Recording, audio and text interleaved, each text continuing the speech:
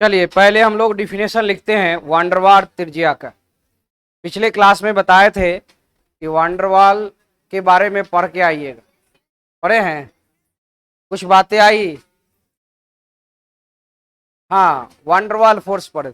यानी देखिए कि यदि दो परमाणु या अणु एक दूसरे के साथ वांडरवाल फोर्स के द्वारा या वांडरवाल बॉन्ड के द्वारा जुड़ा हुआ रहता है, तब जो नियरेस्ट न्यूक्लियाई होता है, मतलब सबसे नजदीक न्यूक्लियाई होता है, उसके बीच के डिस्टेंस के अर्ध को, मतलब हाफ डिस्टेंस को क्या बोलेंगे? वांडरवाल त्रिज्या कहेंगे। सिंपल भाषा में हम लोग यही बात लिख सकते हैं। तो पहले आप लिखिए इफ, यहां लिखेंगे इफ टू एटम्स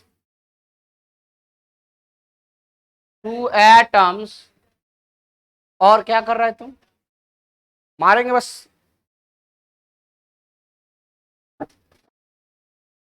इधर से उधर करने शुरू कर देते। इफ टू एटम्स और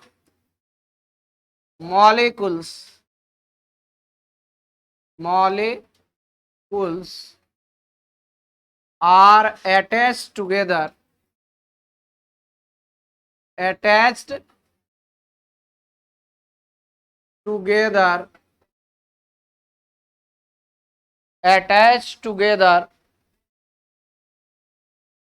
through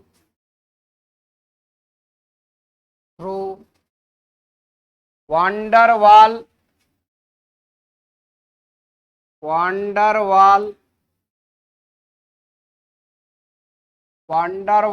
फोर्स।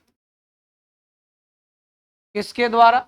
वांडरवाल फोर्स के द्वारा। बॉन्डिंग क्या है? एक प्रकार का फोर्स ही होता है। बॉन्डिंग जो हम लोग पढ़ते हैं वो क्या है? एक प्रकार का फोर्स है। फोर्स मतलब बल है जो एक दूसरे को अपने में बांधे हुआ रहता है। ठीक है, तो यहां पर क्या रहे, यहां पर जो स्पेसीज हम ले रहे हैं वो एटम या मॉलिक्यूल्स ले रहे हैं। कह रहा है कि इफ टू एटम्स और molecules are attached together through van der Waals force, then the half of distance between nearest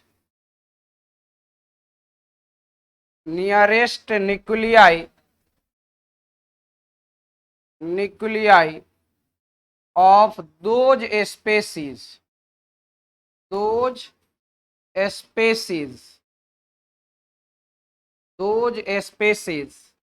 is called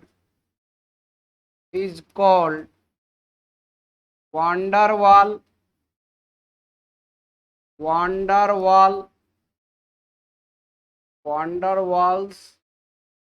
radius. Van der Waal radius, इस तरह से हम इसको डिफाइन कर सकते हैं। साधारण तौर पर ये सिंपल डिफिनेशन हो जाएगा किसके लिए? वांडरवाल रेडियस के लिए।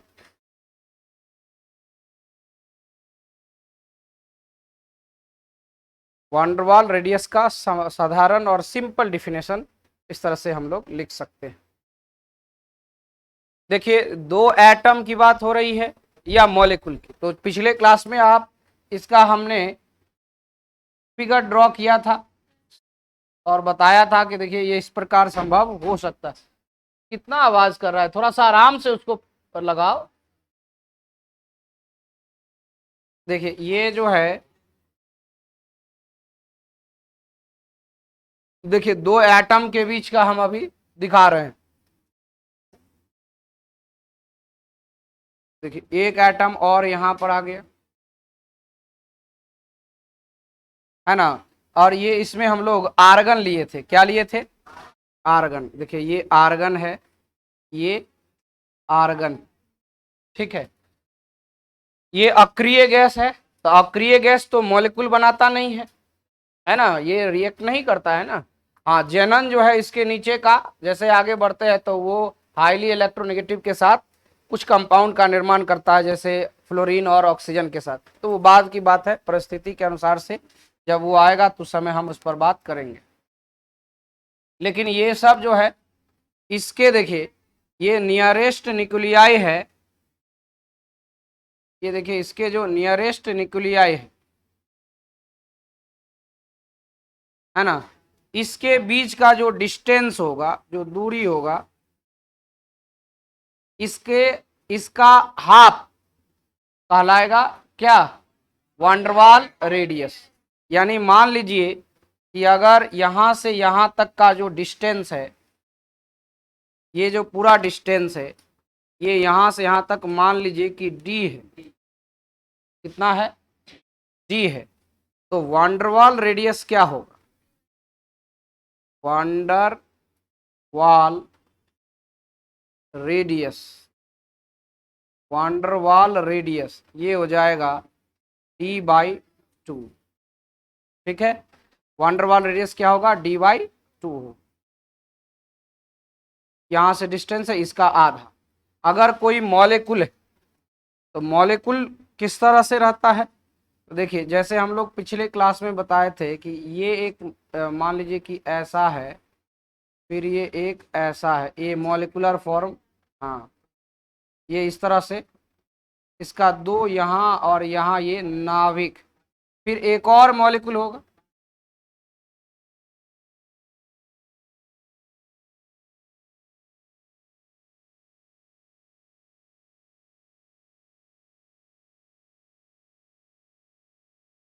यहाँ देखिए, और इस दोनों को यहाँ से मिलाएंगे, देखिए दो अलग अलग न्यूक्लियाई, ठीक है, दो अलग अलग मॉलिक्यूल का न्यूक्लियाई है, ये एक मॉलिक्यूल अलग है, एक मॉलिक्यूल अलग है। मान लेते हैं कि ये हाइड्रोजन के लिए, ये हाइड्रोजन के लिए, ये पूरा हो जाएगा हाइड्रोजन मॉलिक्यूल का, वैसा ही ये हाइड्रोजन के लिए, हाइड्रोजन के लिए हो जाएगा हाइड्रोजन मॉलिक्यूल का।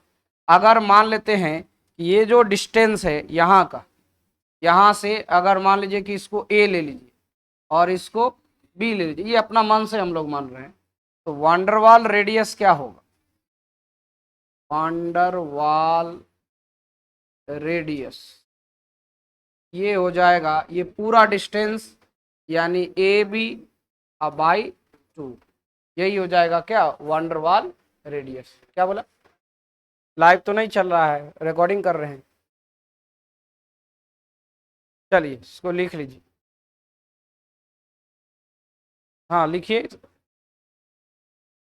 इसका हिंदी में लिखिए डिफिनेशन, हाँ इसका हिंदी में लिखिए डिफिनेशन को, लिखिए यदि, यदि हिंदी में डिफिनेशन लिखिए ना, यदि दो परमाणु या अणु, यदि दो परमाणु या अणु, यदि दो परमाणु या अणु एक दूसरे के साथ,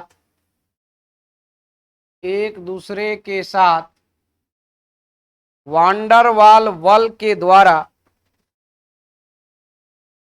वांडरवाल बल के द्वारा, वांडरवाल बल के द्वारा जुड़ा रहता है, जुड़ा रहता है, तो जुड़ा रहता है तो उन उन स्पेसीजों या स्पेसीज स्पेसीजों, उन स्पेसीजों के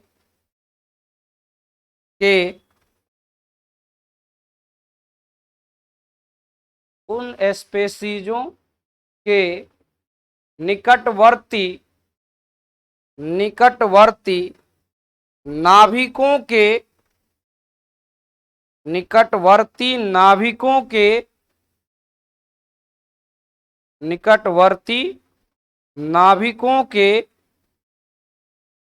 बीच की दूरी के अर्ध को, बीच की दूरी के अर्ध को वांडरवाल त्रिज्या कहते हैं, वांडरवाल त्रिज्या कहते हैं। क्या कहते हैं? वांडरवाल त्रिज्या कहते हैं, वांडरवाल त्रिज्या कहते हैं।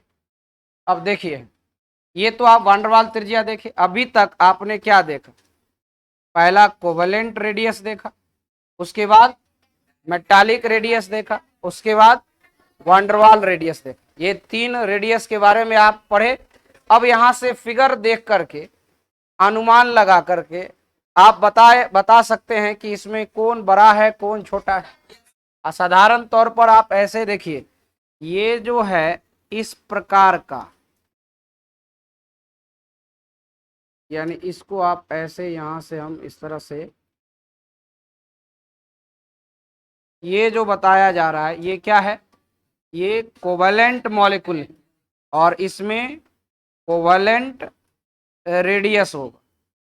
क्या होगा इसमें? Covalent radius. ठीक है, यहां से यहां तक का जो डिस्टेंस होगा उसका आधा। अगर मान लीजिए कि यहां से यहां तक का डिस्टेंस, हाँ डी मान सकते हो, डी है, तो जो कोवेलेंट रेडियस होगा वो क्या होगा? d/2 हो जाए। ये कोवेलेंट रेडियस को दर्शाए। और मेटालिक रेडियस के लिए हम लोग क्या देखे थे? ये और एक दूसरे को ये सिर्फ टच कर रहा है ना, ये देख रहे हैं ना, यहाँ पर इसके ओवरलैप नहीं कर रहा है, केवल टच कर रहा है। और यहाँ से यहाँ का जो डिस्टेंस होता है, यानी जो डी है मान लेते हैं, मान लीजिए कि यहाँ से, चलिए d1 मान लेते हैं, d1 मान लेते हैं। तो यहाँ पर ये आ जाएगा मेटालिक रेडियस। ये हो जाएगा कैसा? Metallic radius. ये हो गया मेटालिक रेडियस। और मेटालिक रेडियस ये हो जाएगा d1/2। ये हो जाएगा d1/2। और एक अभी अभी हम लोग पढ़े हैं, ये वांडरवाल रेडियस या तो ऐसा होगा जब एटॉमिक फॉर्म में होगा, तो और ये देखिए अलग रहेगा पूरी तरह से, एक दूसरे से टच नहीं करेगा। ये देखिए अलग रहेगा, इसका सेंटर ये समान होगा, थोड़ा बड़ा हो गया ये। यहाँ से यहाँ मिला देते हैं, तो यहाँ पर सेंटर, यहाँ पर इसका सेंटर। तो यहाँ से अगर ये A है और ये B है, या ऐसा भी हो सकता है, ये तो हो गया अक्रिय गैस के लिए। अगर मान लीजिए ये आर्गन है, ये आर्गन है जो अभी ऊपर फिगर बना हुआ ही है। दूसरा, अगर मॉलिक्यूलर फॉर्म में अगर रहता है तो ये इस प्रकार का होता है, ये मॉलिक्यूलर फॉर्म में रहता है।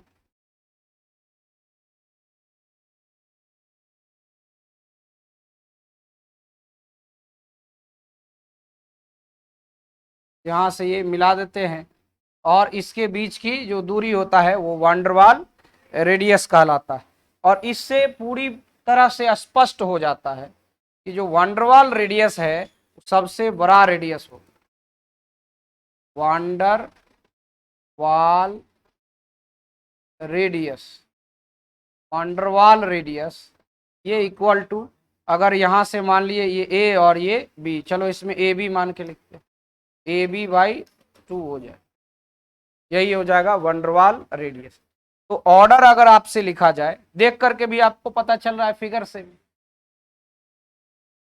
है ना, फिगर से भी पता चल जा रहा है। तो हम यहाँ पर लिखेंगे कि कोवेलेंट रेडियस क्या होगा? सबसे छोटा होगा। कोवेलेंट रेडियस का ऑर्डर ये छोटा होगा। उसके बाद होगा मेटालिक रेडियस, मेटालिक रेडियस, और सबसे बड़ा हो जाएगा वांडरवाल रेडियस। ये क्वेश्चन जेई मेंस में पूछा हुआ, डायरेक्ट क्वेश्चन।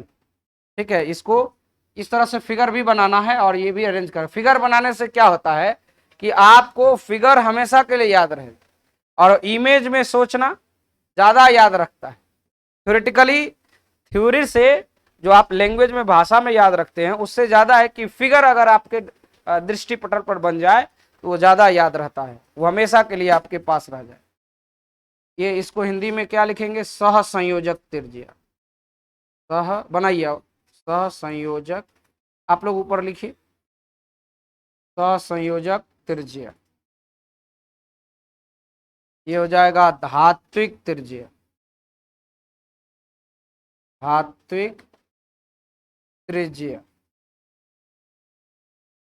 ये हो जाएगा वांडरवाल, वांडरवाल त्रिज्या, वांडरवाल त्रिज्या। हाँ,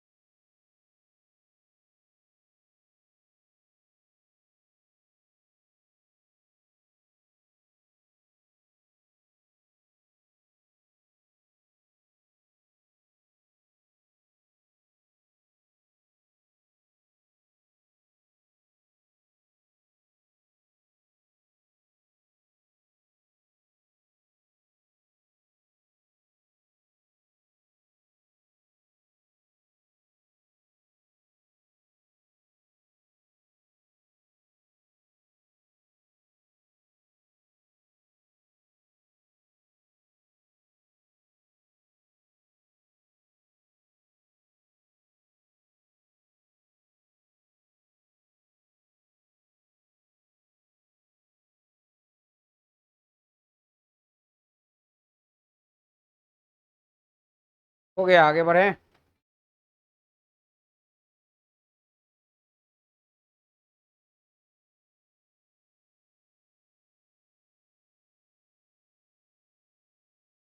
इसके बाद हम लोगों को देखना है पीरियोडिक टेबल में कैसे वेरी कर रहा है, यानी वेरिएशन इन पीरियोडिक टेबल।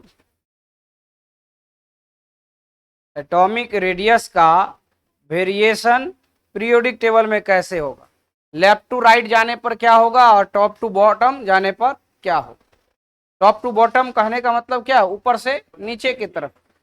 जब किसी पार्टिकुलर पीरियड में आप जा रहे हैं या किसी पार्टिकुलर ग्रुप में जा रहे हैं तो एटॉमिक रेडियस का क्या ट्रेंड होगा? ट्रेंड कहने का मतलब किस तरह से वेरी करेगा, कहां पर बढ़ेगा, कहां पर घटेगा, यही जानना है।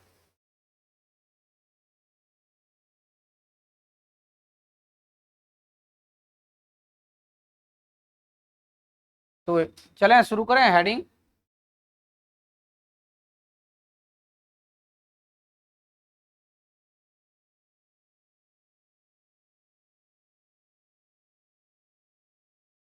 Variation of atomic radius, atomic radius in periodic table,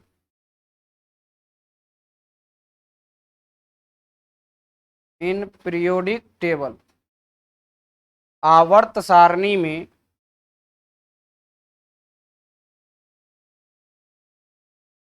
आवर्त सारणी में परमाणविक, परमाणविक त्रिज्या,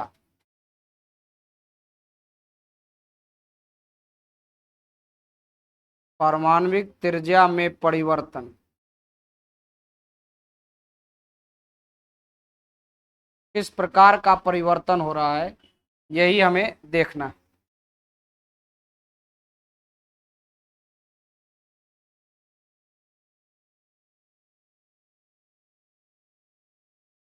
अगर पीरियोडिक टेबल को बनाए हम, छोटा सा पीरियोडिक टेबल, देखिए इधर की तरफ हम चल रहे हैं तो ये दर्शा रहा है किसको, ये दर्शा रहा है ग्रुप को। और जब जब इधर ऐसे चलेंगे हम लोग,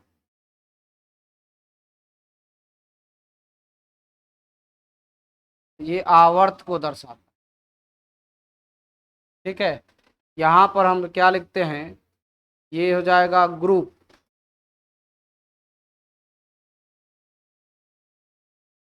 ये ग्रुप हो गए।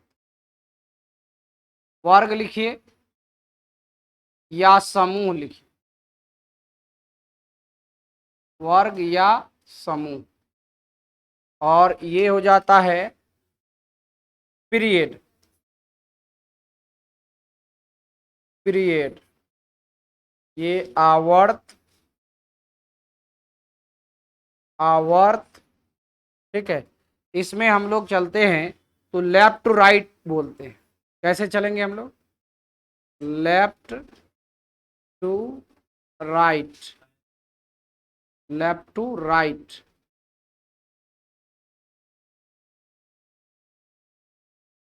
लेफ्ट टू राइट, बाएं से दाएं की ओर, बाएं से दाएं की ओर, बाएं से दाएं की ओर, लेफ्ट टू राइट। और ग्रुप में from top to bottom, from top to bottom, from top to bottom, ऊपर से नीचे की ओर, ऊपर से, ऊपर से नीचे की ओर, नीचे की ओर, ऊपर से नीचे की ओर। इस तरह से हमारा ट्रेंड होता है किसमें, पीरियोडिक टेबल। तो टॉप टू बॉटम जाने पर एटॉमिक रेडियस का क्या होगा और लेफ्ट टू राइट जाने पर क्या होगा, यही वेरिएशन हमें यहां पर देखना है। तो देखिए फर्स्ट स्टेप में अगर हम यहां पर बात करें, सबसे पहले इन ग्रुप, देखिए पहला, जब ग्रुप में हम ऊपर से नीचे के तरफ आते हैं तो एटॉमिक रेडियस में वृद्धि होता है। और ये इसीलिए वृद्धि होता है क्योंकि नंबर ऑफ सेल जो है वो बढ़ते जाता है, नंबर ऑफ सेल बढ़ते जाता है। देखिए in group, in group when we move, when we move from top to bottom, top to bottom, then then then due to increase, then due to increase, due to increase of extra cell, extra cell, atomic radius, atomic radius increases, atomic radius increases। देखिए क्या लिखा, लिखा ये कि जब हम लोग समूह में या वर्ग में, जब हम लोग समूह में, समूह या वर्ग में, वर्ग में ऊपर से नीचे के तरफ, नीचे की ओर, ये तरफ भी लिख सकते हैं, कोई दिक्कत नहीं, नीचे की ओर जाते हैं तो अतिरिक्त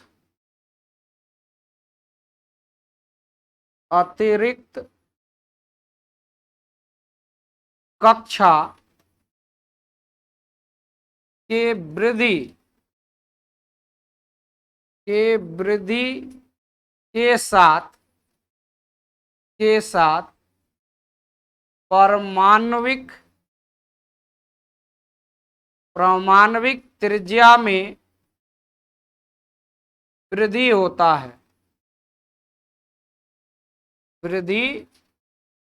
है, पारमाणविक त्रिज्या में वृद्धि होता है।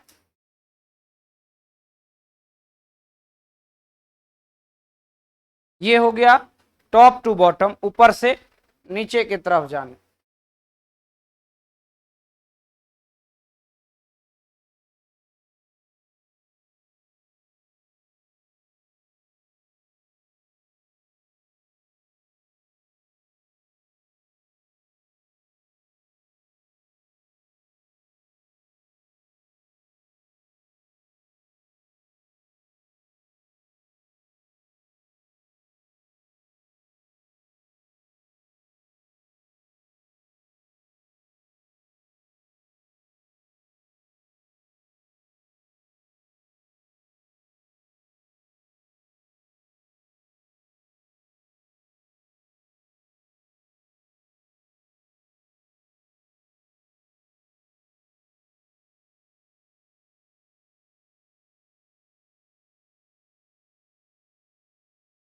अब जैसे कोई एलिमेंट को लेकर के, किसी भी ग्रुप को लेकर के हम देखते हैं एग्जाम्पल से, तब ज्यादा क्लियर हो जाए। नहीं, जैसे फर्स्ट ग्रुप एलिमेंट को ही आप लीजिए,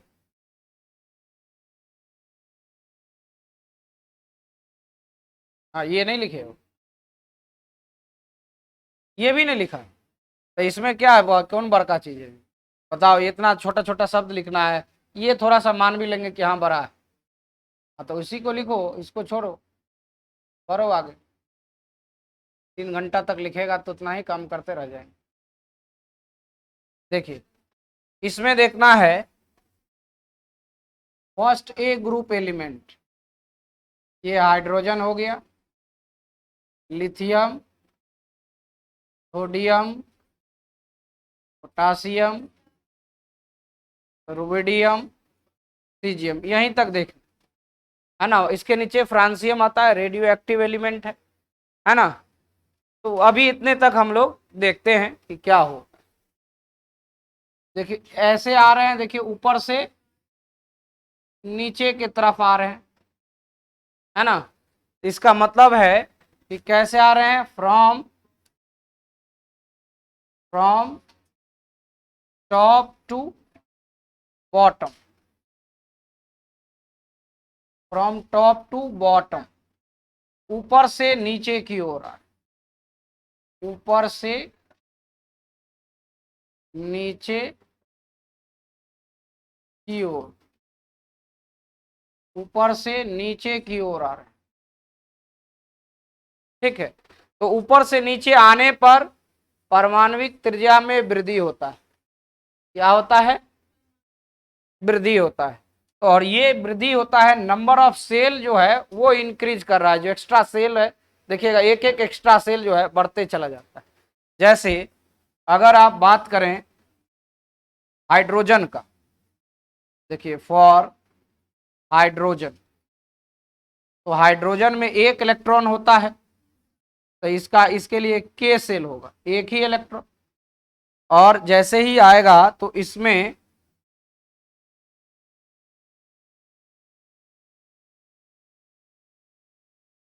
इसका न्यूक्लियस है, और ये एक इलेक्ट्रॉन को बताएगा, किसके कक्षा में कितने इलेक्ट्रॉन है, एक, ठीक है। के सेल ही पार्टिसिपेट किया है, ठीक है।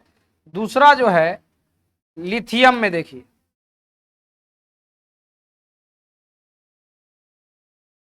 दूसरा लिथियम, एटॉमिक नंबर इसका 3 होता है। तो इसमें पहला कक्षा में 2 और दूसरा कक्षा में 1, यानी के और एल। तो इसमें 2 कक्षा होगा, एक तो पहला नाभिक वाला है और दूसरा ये ऐसे है, और एक क्या है, ये नाभिक, ये हो जाएगा के और ये हो जाएगा एल। इसमें 2 और इसमें 1। देखो इससे साइज में बड़ा नहीं दिख रहा है क्या?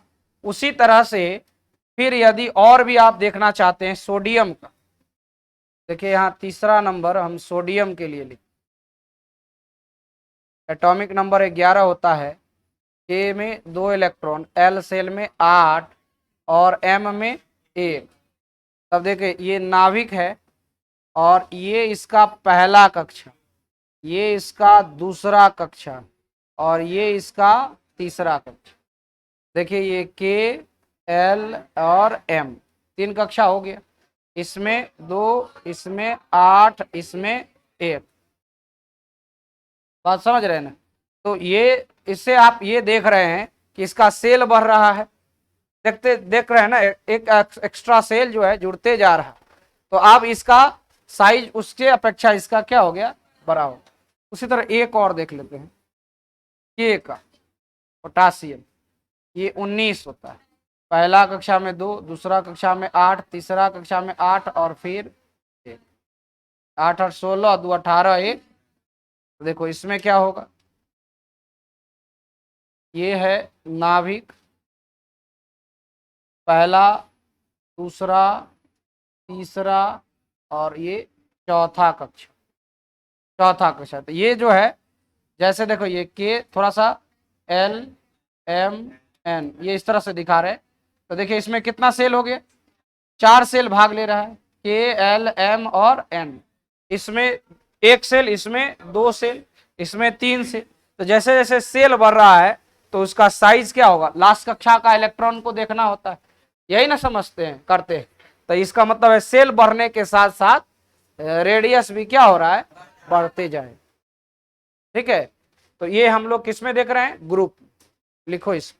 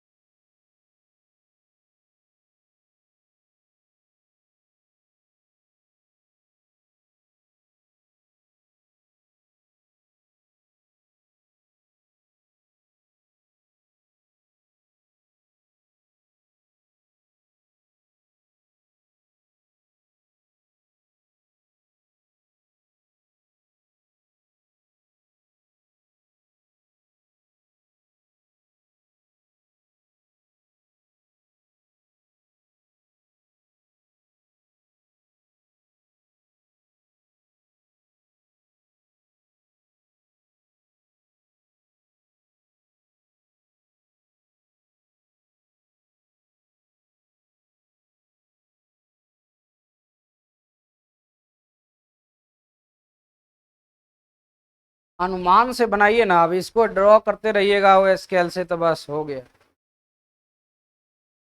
है ना। उसको अनुमान से बनाइए, थोड़ा आगे पीछे हो सकता है, इसमें कौन बड़ी बात।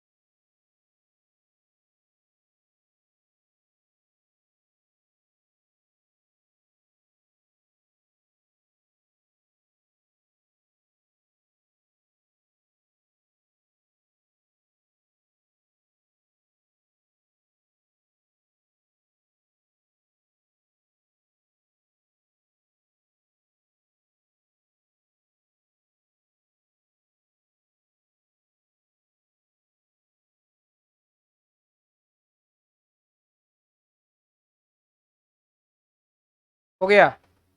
अगला पॉइंट पर चलते हैं। अगला दूसरा पॉइंट बनेगा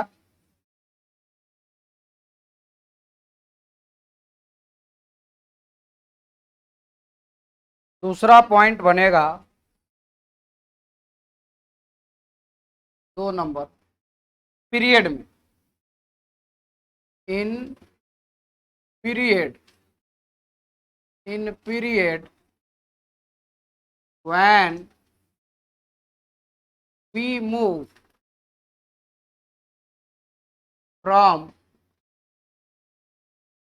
left to right,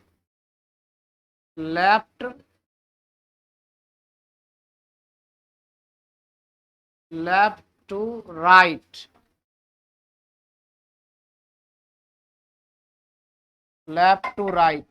in period when we move from left to right, then due to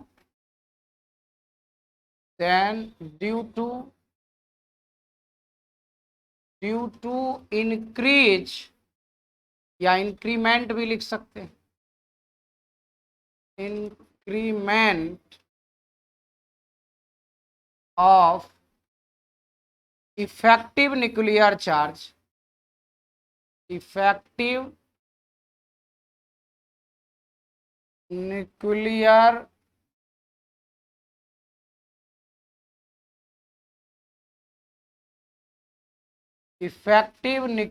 charge due to increment of effective nuclear charge, atomic radius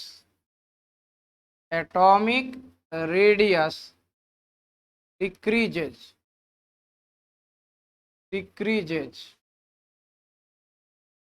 atomic radius decreases, atomic radius में ह्रास होने लगता है। जब हम लोग, बातचीत नहीं करो, जब हम लोग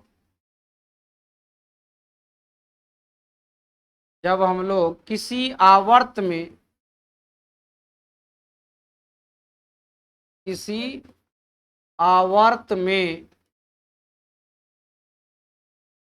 जब हम लोग किसी आवर्त में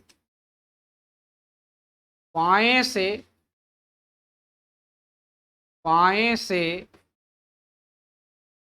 दाएं की ओर, बाएं से दाएं की ओर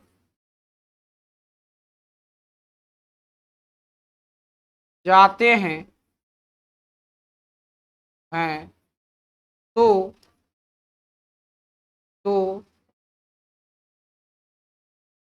प्रभावी नाभिकीय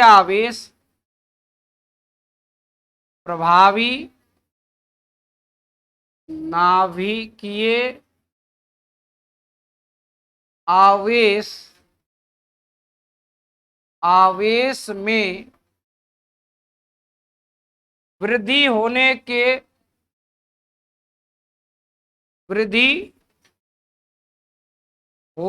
के साथ परमाणविक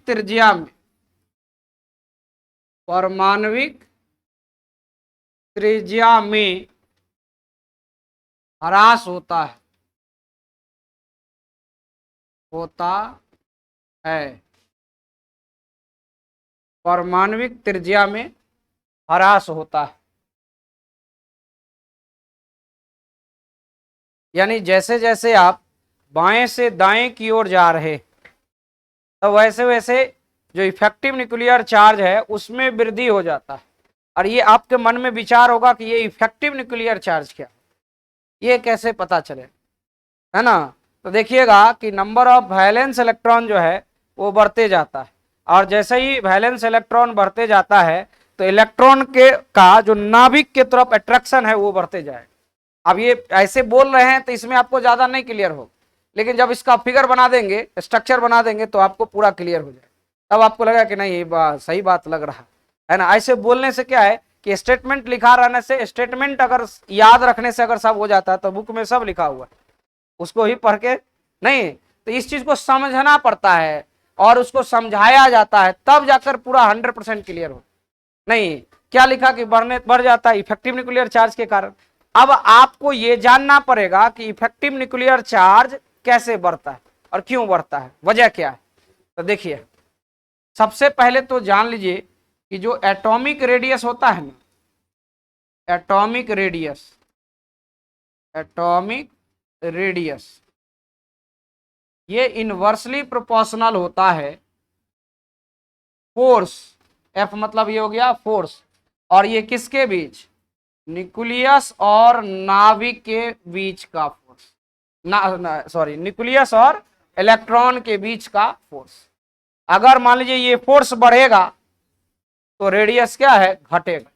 और ये भी इफेक्टिव न्यूक्लियर चार्ज के भी, देखो फोर्स बढ़ता है तो इफेक्टिव न्यूक्लियर चार्ज बढ़ता है, यानी ये जेड इफेक्टिव इसको लिख देते हैं, ऐसे लिख देंगे तो समझना है क्या है, इफेक्टिव न्यूक्लियर चार्ज, ZEFF मतलब इफेक्टिव न्यूक्लियर चार्ज। ठीक है, ये दोनों एक दूसरे के डायरेक्टली प्रोपोर्शनल है, लेकिन एटॉमिक रेडियस के ये कैसा है, इनवर्सली प्रोपोर्शनल है। तो आइए समझते हैं।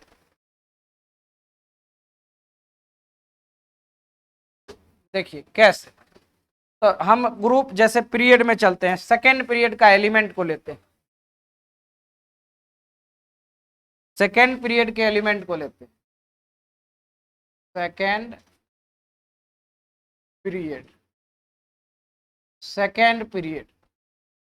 है ना। तो सेकेंड पीरियड में देखो, यहाँ सब लोग बोर्ड पर देखिए, उसके बाद आप लिखिए। सेकेंड पीरियड में हमारे पास क्या मिलता है, यहाँ लिथियम मिलता है, उसके बाद बेरिलियम मिलता है, बोरॉन मिलता है, कार्बन, नाइट्रोजन, ऑक्सीजन, इसके बाद फ्लोरीन। थोड़ा सा जगह बढ़ा लेते इधर तो वो भी आ जाएगा, है ना। हाँ, यहाँ पर क्या लिख देते हैं, फ्लोरीन, दिख रहा है ना।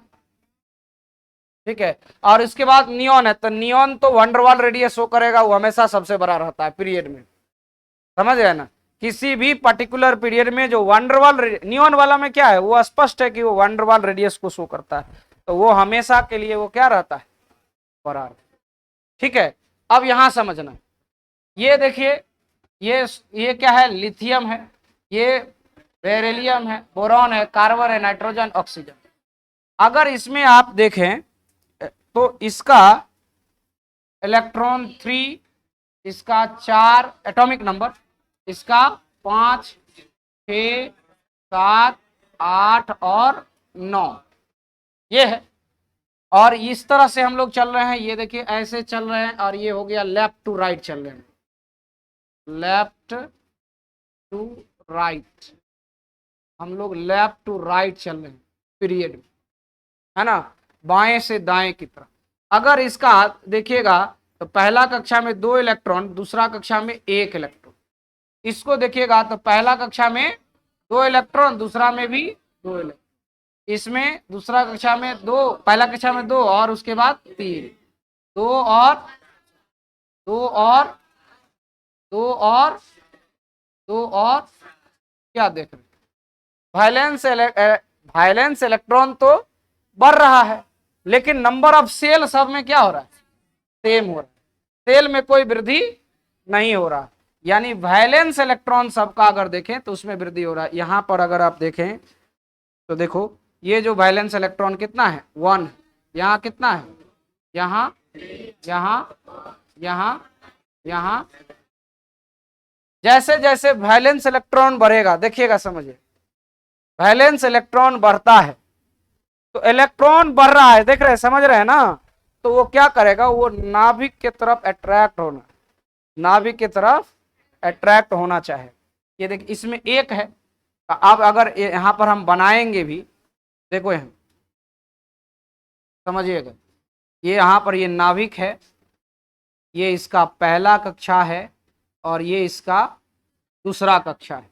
तो पहला कक्षा में इसके 2 इलेक्ट्रॉन, तो इस 2 इलेक्ट्रॉन को हम इस तरह से दिखाते हैं, ये देखिए 2 इलेक्ट्रॉन और 1 इलेक्ट्रॉन और है इसका, तो चलिए एक इलेक्ट्रॉन को हम कहीं दिखा, यहीं पर दिखा देते हैं, कोई दिक्कत नहीं। एक इलेक्ट्रॉन है ना, तो जो एक इलेक्ट्रॉन है वो नाभिक और जो बाहरी कक्षा का इलेक्ट्रॉन है उसके बीच में एक फोर्स कार्य करता है। क्या करेगा? फोर्स कार्य करेगा और वो नाभिक के तरफ उसको अट्रैक्ट करेगा, खींचेगा, है ना। तो जैसे ही नाभिक की तरफ खींचता है तो एक इलेक्ट्रॉन है, समझिएगा, ये पॉजिटिव है और ये नेगेटिव है, तो पॉजिटिव वाला नेगेटिव को अपने तरफ आकर्षित करता है। तो ये एक इलेक्ट्रॉन है, तो एक इलेक्ट्रॉन को आकर्षित करने में जो फोर्स लगेगा और जो दो इलेक्ट्रॉन में लगेगा, दो में ज्यादा लगेगा और इसमें क्या लगा? कम।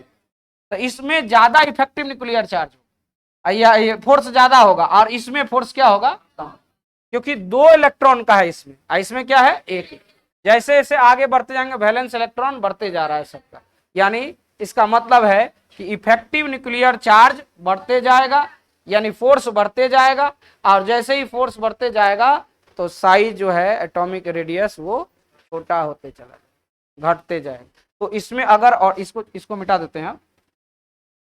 अब देखो इसमें ऑर्डर अगर आप पूछेगा कि एटॉमिक रेडियस का order, order of atomic radius, atomic radius, order of atomic radius. तो जैसे ही ऑर्डर ऑफ एटॉमिक रेडियस लिखना आ गया यहां पर, यानी परमाणविक त्रिज्या, त्रिज्या का कर्म,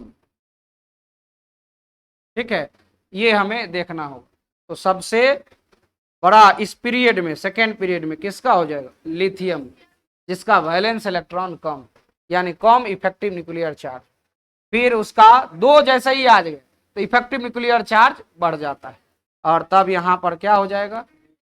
बेरिलियम, उसके बाद बोरॉन, उसके बाद उसके बाद के बाद सबसे कम, लेकिन अगर नियॉन रहेगा तो सबसे अधिक हो।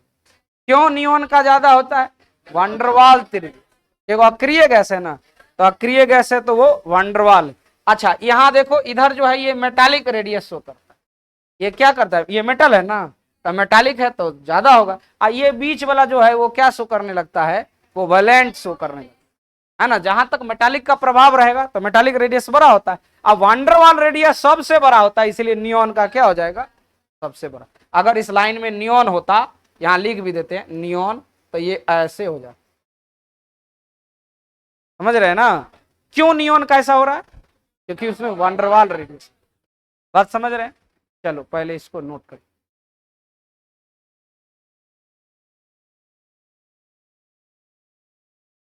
उसमें सेल बढ़ रहा था तो सेले से पता चल गया था ग्रुप में कि भाई सेल जैसे जैसे बढ़ रहा है तो रेडियस क्या होगा? इंक्रीज करेगा। लेकिन इसमें सेल बराबर है, सबका सेल बराबर है, तो किस पर देखेंगे? वैलेंस इलेक्ट्रॉन देखेंगे। जैसे जैसे वैलेंस इलेक्ट्रॉन बढ़ेगा तो एटॉमिक रेडियस घटेगा। क्या होगा? घटेगा। केवल वंडरवाल रेडियस जो इसमें, इसको छोड़ के, इसको ध्यान रखना है।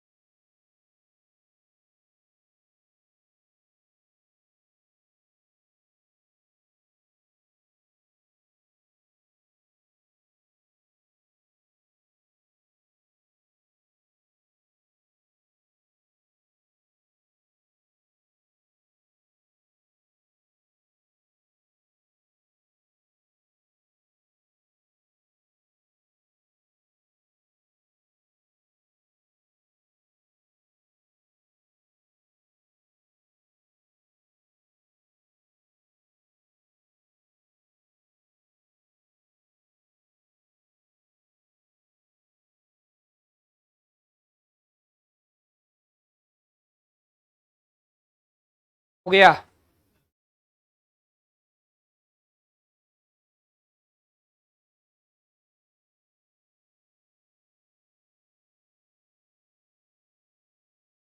उसी तरह से एक क्वेश्चन लिखते हैं जो आप लोग बनाइएगा, थर्ड पीरियड, थर्ड पीरियड।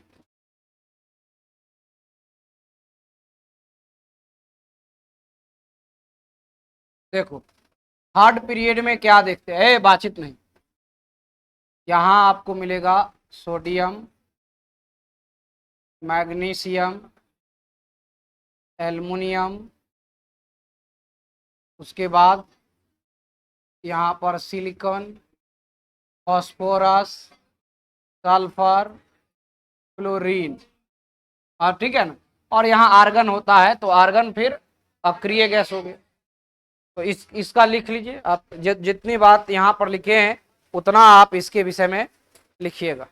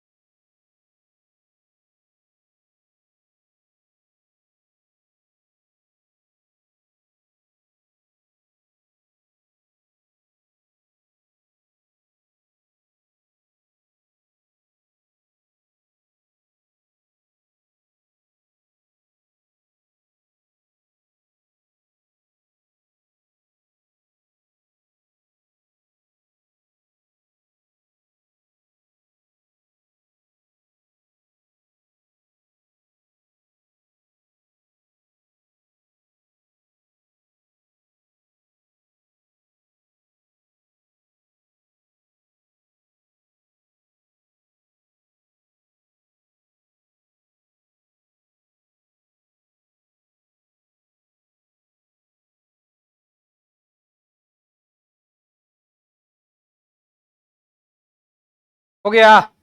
अब देखो ये तो एस ब्लॉक और पी ब्लॉक वाले में आप इस तरह से जनरल रूल अप्लाई कर सकते, लेकिन इसका एक्सेप्शन भी है।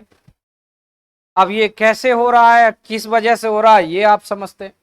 ये डी ब्लॉक जैसे ही ये हो गया फर्स्ट, हम लोग पहला और उसके बाद किसना दूसरा तीसरा, मतलब पहला दूसरा में तो दोनों आ रहा है, हाइड्रोजन और हीलियम आ रहा है। तो उसके बाद क्या देखे, सेकेंड पीरियड का ये हो गया थर्ड पीरियड, तो थर्ड पीरियड जैसा ये आप कर रहे हैं वैसा ही हो जाए। अब आप आते हैं फोर्थ पीरियड वाले में, तो देखो तो फोर्थ पीरियड में सब एलिमेंट के बारे में देखो यहाँ, हाँ किसका, हम क्या लिखेंगे, तुमको ना लिखना है। कैसा लड़का है, बेवकूफे है क्या, नहीं एक बार में नहीं पूछता है क्या ये हम आप बताए कि आपको लिखना है, जैसा ट्रेड ये वैसा वैसा सब बात इसमें लिखना है, नहीं लिखने का मन है क्या। हाँ चलिए नेक्स्ट, नेक्स्ट में हम लोग क्या करना है, हम यहां देखते हैं 3D सीरीज का, 3D सीरीज इसमें चेक करते हैं। तो ये इसमें जो जनरल रूल है उसका एक्सेप्शन आता है, यानी जैसे ये जिस तरह का इसमें ट्रेंड है वैसा ट्रेंड उसमें नहीं है, उसमें वेरिएबल ट्रेंड आ जाता है, कुछ डिफरेंट प्रकार का ट्रेंड आ जाता है। और क्यों हो जा रहा है ये भी आपको बताते हैं।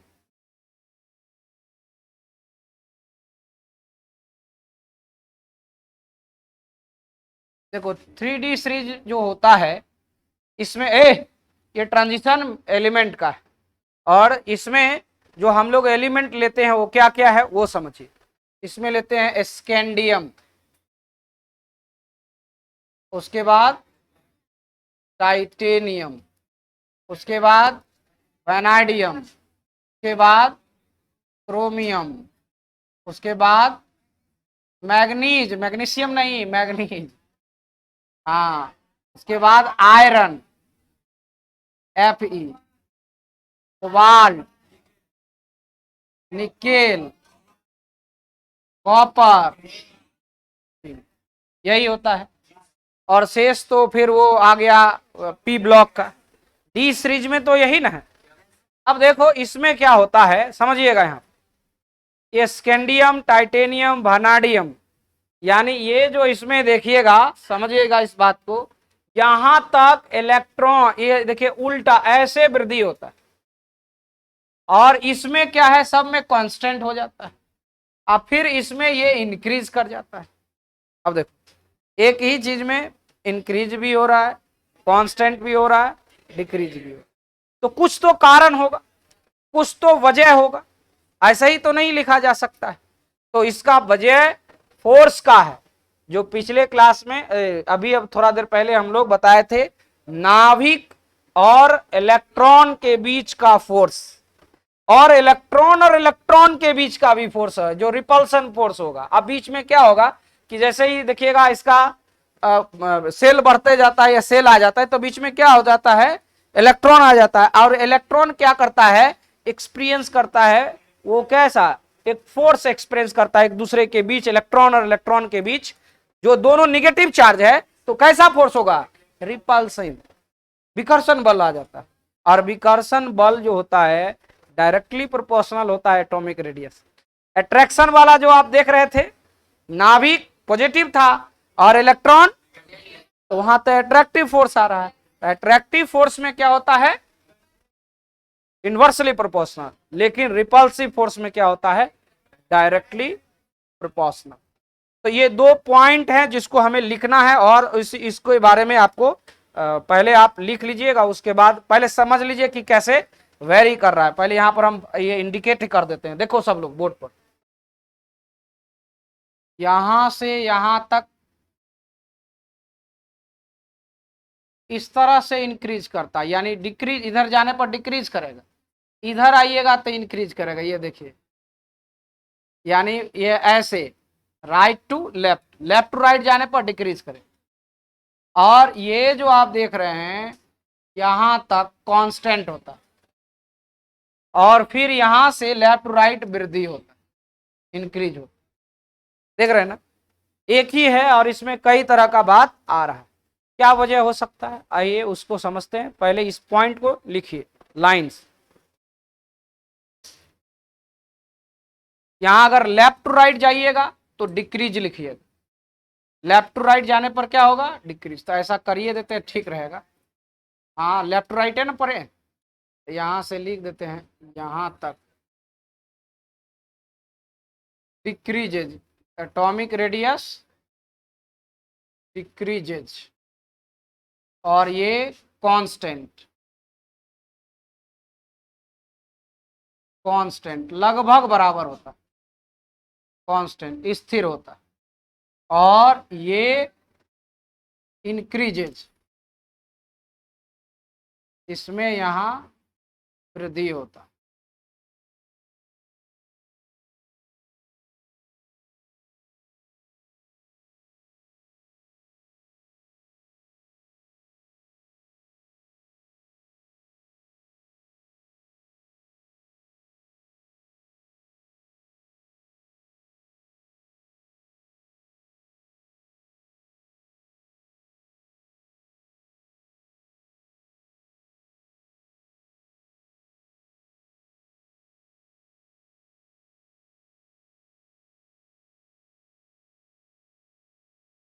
हो गया, कितना इंडिकेट कर दिए। अब देखो यहां पर इंडिकेट जो किए हैं, इसमें हम ये जानेंगे कि इसका एक्सप्लेनेशन क्या होगा, यानी यहां पर क्या किस बात पर डिपेंड करता है। ठीक है, लिखेंगे in 3D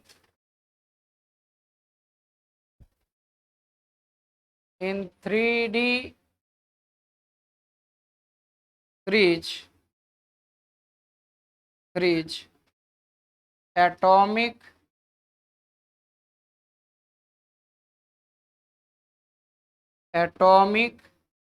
radius depends upon two factors.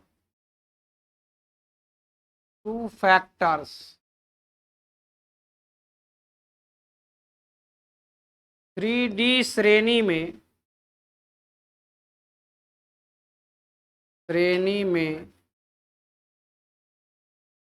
परमाणविक त्रिज्या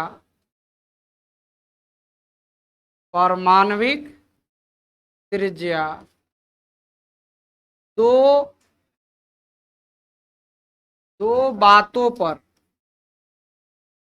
तथ्यों भी लिख सकते हैं, बातों पर निर्भर होता है।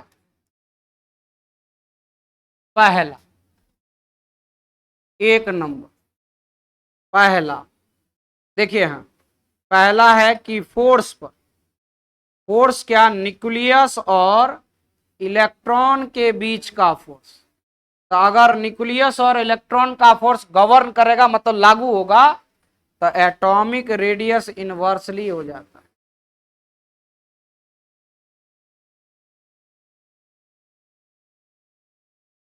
ये अगर ज्यादा हो जाएगा तो ये क्या हो जाएगा, कम हो जाएगा। ठीक है, या ऐसे लिख सकते हैं एटॉमिक रेडियस, ये ऐसे कर देते हैं, ठीक रहेगा। Atomic radius inversely proportional force nucleus और इलेक्ट्रॉन के बीच। और दूसरा, एटॉमिक रेडियस डायरेक्टली प्रोपोर्शनल, यहां भी ये फोर्स ही है, लेकिन इलेक्ट्रॉन और इलेक्ट्रॉन के बीच रिपल्सिव फोर्स क्या है,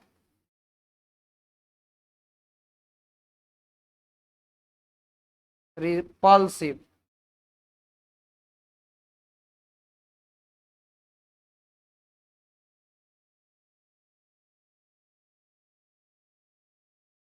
सही है, रिपल्सिव फोर्स, विकर्षण बल।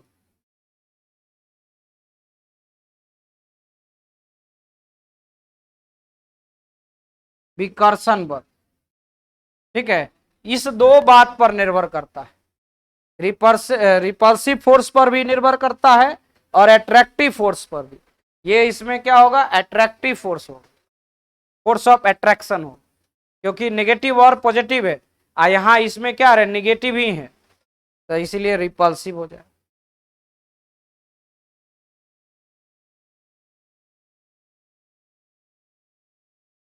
ये सब 12th क्लास में भी उपयोग में आएगा, जितना, हाँ, जितना ये सब देख रहे हैं 12th क्लास में भी आएगा। पी ब्लॉक, डी ब्लॉक, सब ये सब पढ़ना है वहां पर। इनऑर्गेनिक में आपका जो चैप्टर है, पहला एक मेटलर्जी है, उसके बाद पी ब्लॉक है, उसके बाद डी ब्लॉक है, डी ब्लॉक और एफ ब्लॉक एक साथ, और उसके बाद एक कोऑर्डिनेशन कंपाउंड, ये चारे वो चैप्टर। हाँ, इनऑर्गेनिक है, मतलब यही सब पीरियोडिक टेबल का ही सब बात रहता है। अगर ये पढ़े हुए रहिएगा तो वहां पर केवल बातों को सुन लीजिएगा अच्छे ढंग से, तो सब हो जाए। इसलिए ये सब चीज को अच्छे ढंग से अभी से जानकारी है, खास करके पी ब्लॉक और डी ब्लॉक, एफ ब्लॉक के लिए ये सब चीजें जरूरी है। देखो, बढ़ाएं इसको ऊपर।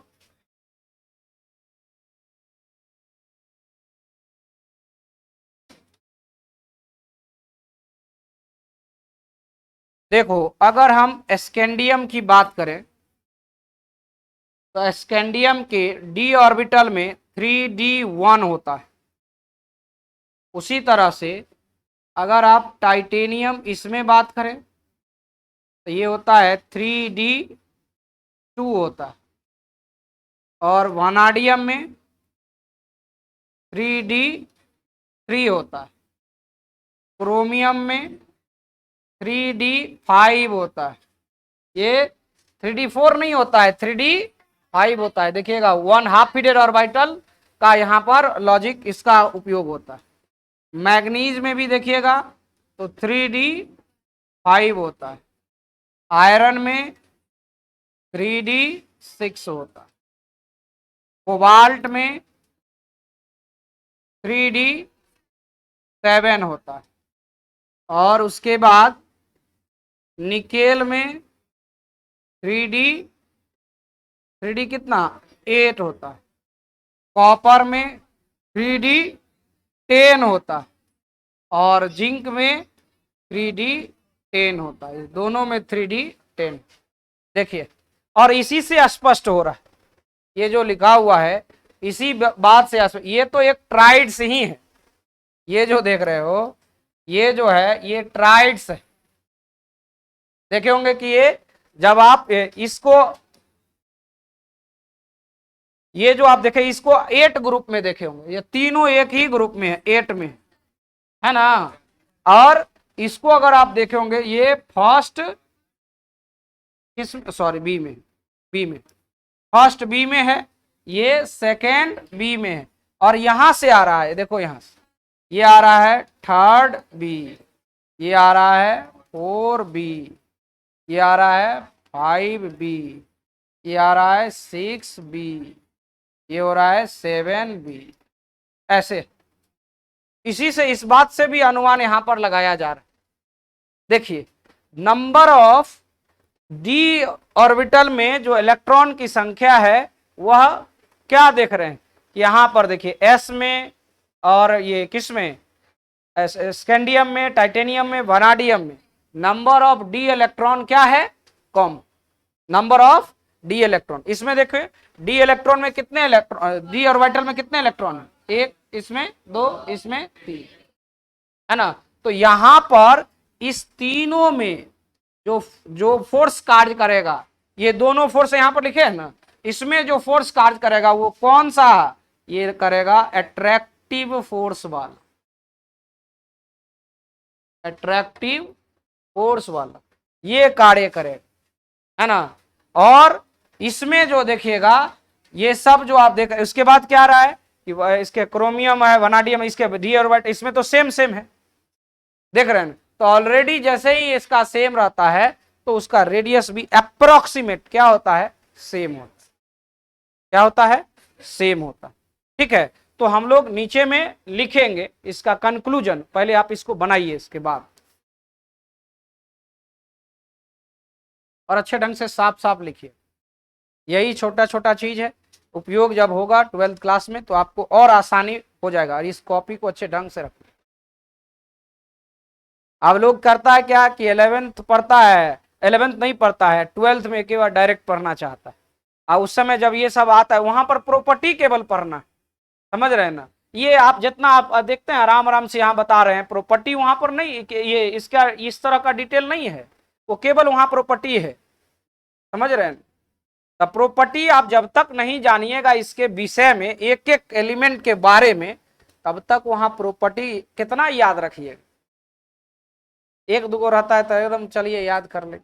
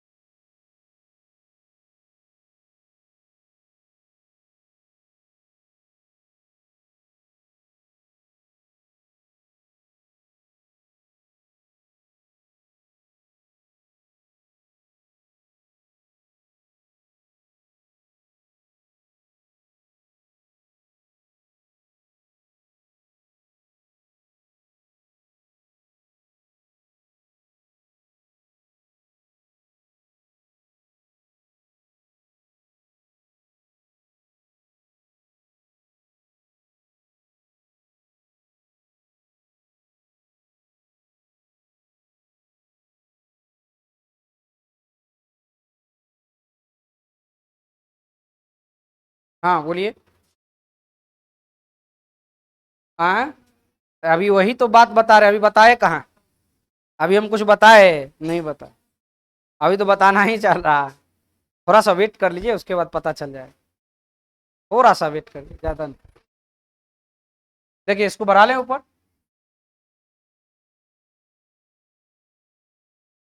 देखो यहां पर ये जो आप देख रहे हैं, यहाँ इलेक्ट्रॉन कितना है? एक है। इसमें कितना है? दो है। इसमें कितना है? तीन। यानी number of D orbital electron, number of D orbital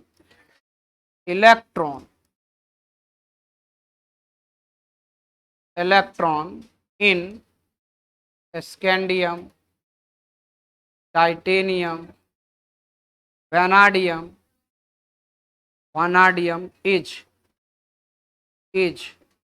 less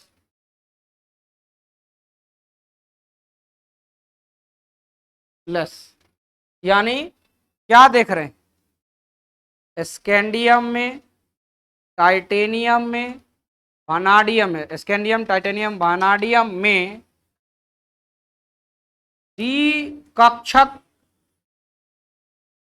में इलेक्ट्रॉनों की संख्या, इलेक्ट्रॉनों की संख्या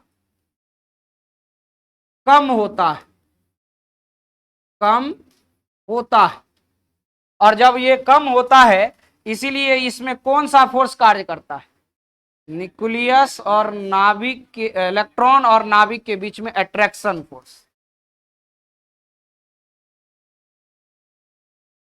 अट्रैक्शन फोर्स ये कार्य करता है। समझ गए? क्या कार्य करता है? अट्रैक्शन फोर्स कार्य करता है। लेकिन अगर इसी को और थोड़ा ऊपर हम बढ़ाते हैं, देखिए अगर यही चीज हम देखें in in chromium, manganese, iron, cobalt, nickel, number of D orbital electron, d orbital electrons are large. यहां क्या हो रहा है? लार्ज। और जैसे ही अधिक हो जा रहा है, ठीक है, तो इसमें कार्य करेगा chromium, manganese, iron, cobalt, nickel में डी कक्षक में इलेक्ट्रॉन की संख्या अधिक होता है, अधिक होता है। देखो यहां अधिक होता है, इसीलिए यहां पर जो फोर्स जो होगा, इलेक्ट्रॉन और इलेक्ट्रॉन के बीच जो रिपल्सन फोर्स होगा, और जो यहां पर नाभिक और इलेक्ट्रॉन के बीच जो अट्रैक्शन फोर्स होगा, ये लगभग बराबर होगा। क्या होगा? लगभग बराबर होगा। और जैसे ही बराबर हो रहा है, दोनों फोर्स एक्सपीरियंस कर रहा है, तो इसीलिए क्या हो जाता है? ये कांस्टेंट हो जाता है ना। और यही बात अगर ये सब तो लिखा हुआ है, अब इसका कंक्लूजन लिख देते हैं। ये सब ए टू जेड एक एक एलिमेंट पर हम चर्चा करते हैं। अगला ये देखिए, यही बात इन कॉपर टू जिंक। अब आते हैं copper to zinc. Number of D orbital electrons are maximum, बहुत ज्यादा है, मैक्सिमम। लार्ज है, लार्ज और मैक्सिमम में अंतर है ना। जो मीन जितना चाहिए था उसको पूरा पूरा हो जाता है, यानी इलेक्ट्रॉन्स आर मैक्सिमम, जो अधिकतम है वो पूरा है, और जैसे ही अधिकतम हो गया तो देखिए, इसीलिए जो फोर्स, जो देखिए ये फोर्स जो रिपल्सिव फोर्स होता है वो ज्यादा हो जाता है किससे? फोर्स ऑफ, हाँ, अट्रैक्शन फोर्स ज्यादा हो गया। अब ये ज्यादा हो गया तो ये वाला लागू हो गया, जो इससे पहले जो लिखा थे, तो अब ये इस पर आगे तो डायरेक्टली प्रोपोर्शनल हो जाता है। तो जैसे ही ये बढ़ेगा तो एटॉमिक रेडियस भी, बात नहीं क्लियर होगी? दूध का दूध पानी का पानी नहीं हो गया। हाँ, यहां पर लिखेंगे कॉपर से जिंक में, कॉपर से जिंक में डी कक्षक में इलेक्ट्रॉनों की संख्या अधिकतम होता है। इलेक्ट्रॉनों की संख्या अधिकतम होता है, अधिकतम होता है, इसीलिए रिपल्सिव फोर्स ज्यादा हो जाएगा और अट्रैक्टिव फोर्स कम। और जैसे अट्रैक्टिव फोर्स कम हो गया, रिपल्सिव ज्यादा हो गया, तो एटॉमिक रेडियस क्या हो रहा है? इंक्रीज कर रहा है। क्यों? क्योंकि दोनों बात पर निर्भर कर। क्लियर हो गया? तो चलिए इसको लिख लीजिए। आज का सेशन यहीं समाप्त करते हैं, अगले दिन आयनिक रेडियस पर।